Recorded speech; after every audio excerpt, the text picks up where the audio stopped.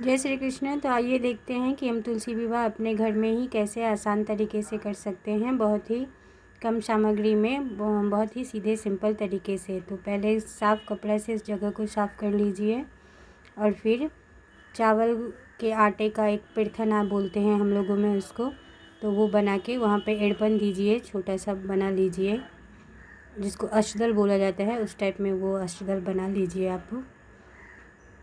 अगर चावल को पीस के ये बनाया जाता है, और अगर आपको चावल पीसने की कोई सुविधा नहीं है तो आप चावल के आटे को घोल के भी ये बना सकते हैं।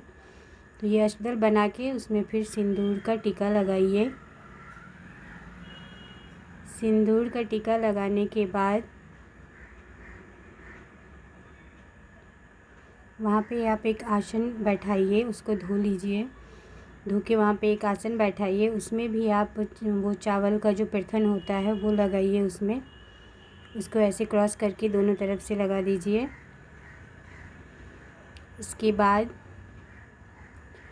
उसमें भी वो लगा के उसमें भी सिंदूर का टीका लगाइए।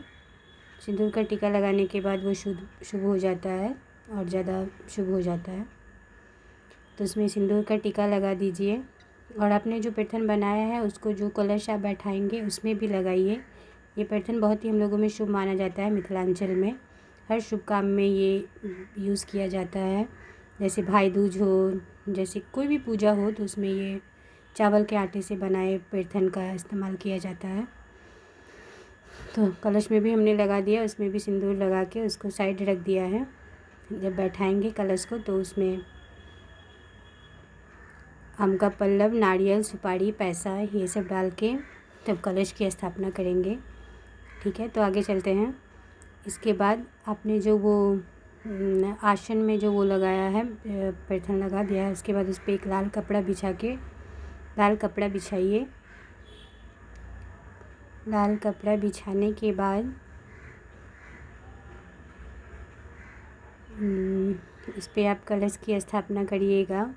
कलश में जैसे कि मैंने पहले ही कहा था आपको, उसमें एक सिक्का और एक सुपारी, उसके बाद उसमें आम का पल्लव डाला जाता है। तो आम का पल्लव मुझे नहीं मिला, इसलिए मैंने बेलपत्र का ही यूज़ कर लिया। तो बेलपत्र डाल दीजिएगा और नारियल डालिएगा। नारियल भी मैं लाना भूल गई थी, तो उसमें मैंने सेब का इस्तेमाल किया, उसके ऊपर सेब रख दिया मैंने। तो देखिए इस तरह से मैंने उसके ऊपर सेब रख के और घट की स्थापना की है। वैसे इसमें सेब नारियल ही रखा जाता है और आम का पल्लव ही लगाया जाता है। तो आप लोग यही करिएगा, आम का पल्लव अगर आपके यहाँ है तो आम का पल्लव और नारियल का ही इस्तेमाल कीजिएगा। कलश का तो वही होता है। इसके बाद आप पीले चंदन से श्री हरि विष्णु को तिलक लगाइएगा। श्री हरि विष्णु को तिलक लगाने के बाद सभी भगवान को पीले रंग से तिलक लगाइएगा।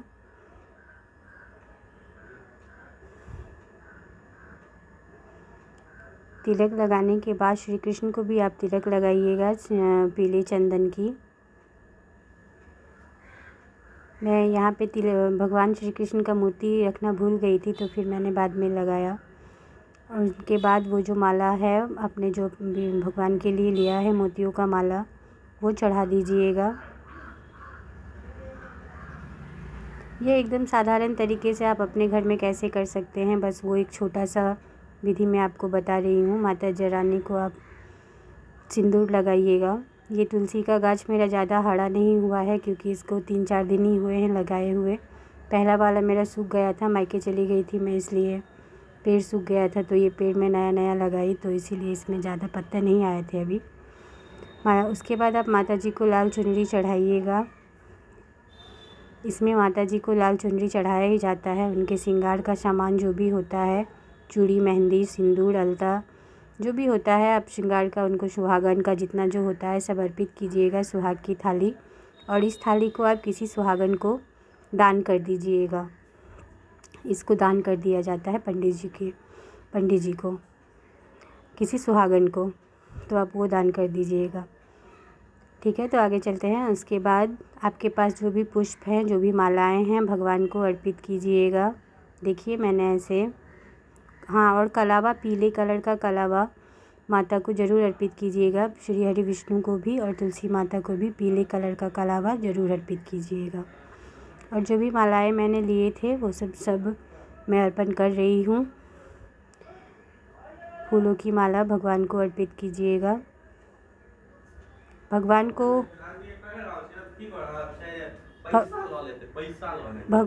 को वैसे आप सारे मालाएं चढ़ा दीजिए, लेकिन भगवान श्री कृष्ण को अपराजिता का और तुलसी फूल का माला बहुत ज़्यादा पसंद आता है। तो इस दिन आप तुलसी के पत्तों का माला ज़रूर बनाइएगा, जैसे कि आप श्री कृष्ण को अर्पित करेंगे। उसके बाद भगवान को जितने भी मिठाइयाँ पसंद है सब दीजिएगा, जैसे कि उनके पसंदीदा नैवेद्य, जैसे कि मखाना, पेड़ा, आपने जो भी मिठाइयाँ लाए हैं भगवान को अर्पित कीजिएगा। सीजन का जो फल होता है वो भी आप उन्हें चढ़ाइएगा। जैसे आपको जितना हो सके उतना में ही, भगवान तो वैसे बतासे में ही खुश हो जाते हैं, उनको उतने फल फूल की ज़रूरत नहीं पड़ती है, लेकिन लोग अपने मन के श्रद्धा के हिसाब से उनको जो भी जुटता है वो सब अर्पण करते हैं सब। तो कर दीजिएगा। जो भी मिठाइयाँ आप लाए हैं सभी भगवान को अर्पित कीजिएगा। इस तरह से आप साधारण तरीके से ही घर में तुलसी विवाह करा सकते हैं।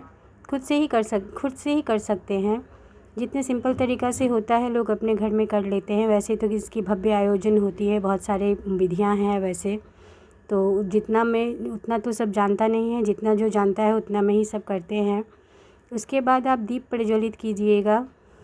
श्री हरि विष्णु और माता तुलसी का नाम लेके आप दीप जलाइएगा, दीप प्रज्वलित कीजिएगा।